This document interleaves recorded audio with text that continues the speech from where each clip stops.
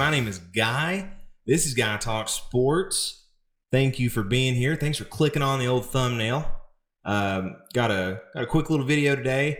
Going to highlight some of the VFLs that took part in the NFL Combine a couple days ago. Before we get into that, though, really quick, down on that bottom somewhere over there, bottom right corner there. If you don't mind, smash that subscribe button for me. Got to keep trying to grow this channel. Let's get into it. So, I just wanted to quickly highlight some of the some Vols that were in the NFL Combine. Had two of them so far. Jalen Wright, who honestly, I think he was probably one of the better running backs this past year that we've had, come out of Tennessee since the duo of Jalen Hurd and Alvin Kamara. He had so talented. He took such a leap this year. And he had a really good day at the Combine.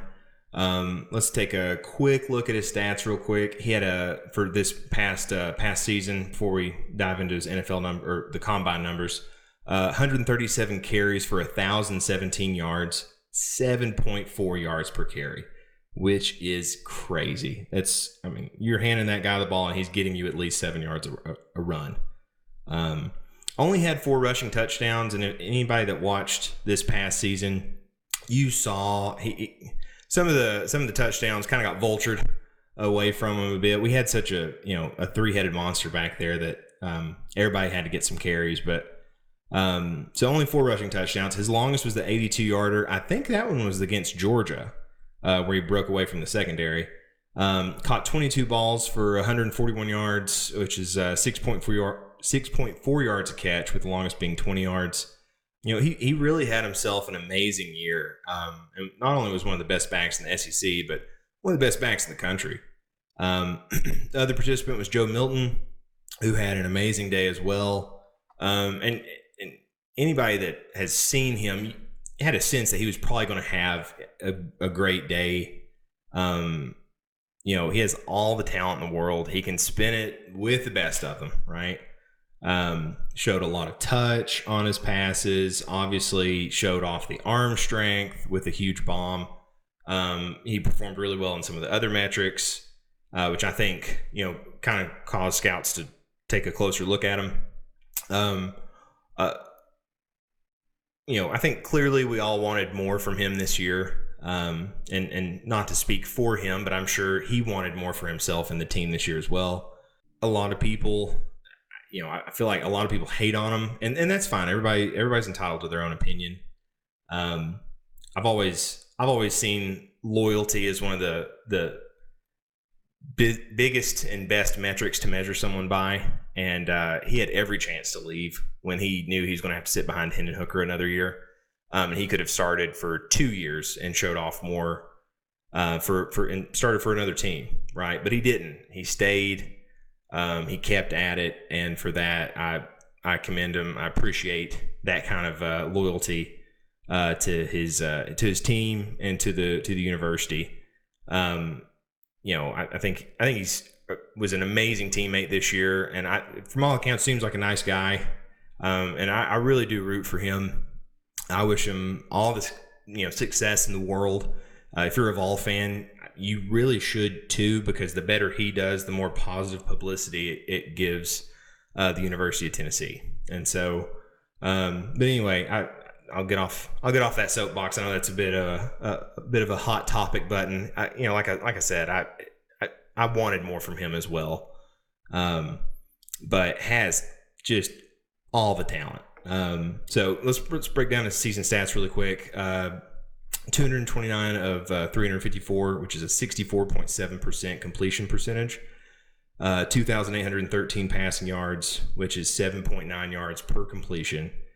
Through 20 touchdowns, 5 interceptions. Longest was an 83-yard bomb. QBR was at 70.4. He was sacked 16 times, and I think that's something that a lot of people saw throughout this season, is that something that Hendon had was, it was, okay, look somebody open, nobody's there, and he would take off. And Milton, sometimes he would hold on and try to make things happen. And I think some of that was some of those sacks are on him. Some of it's not, though. We didn't have the best offensive line this year. He had 78 carries for 299 yards, which is 3.8 yards a carry. Remember, any sack counts against the quarterback rush, which I think is silly. He had 7 rushing touchdowns, and his longest rush was 81 yards this year. So got this from an article by Christian DeFazio on RockyTopTalk.com. Let's start with Milton at the Combine. He had a 35-inch vertical leap, which was the second best by a quarterback at the Combine. Had a broad jump of 10 feet, 1 inch, which was the best among quarterbacks. Had some really nice throws, showed a lot of really nice touch. And then he had a huge bomb that went 73.5 yards. He also threw the hardest pass at 62 miles per hour, which, when you're throwing a football is insane. And I don't think that surprises anybody. He has one of the strongest arms I've ever seen.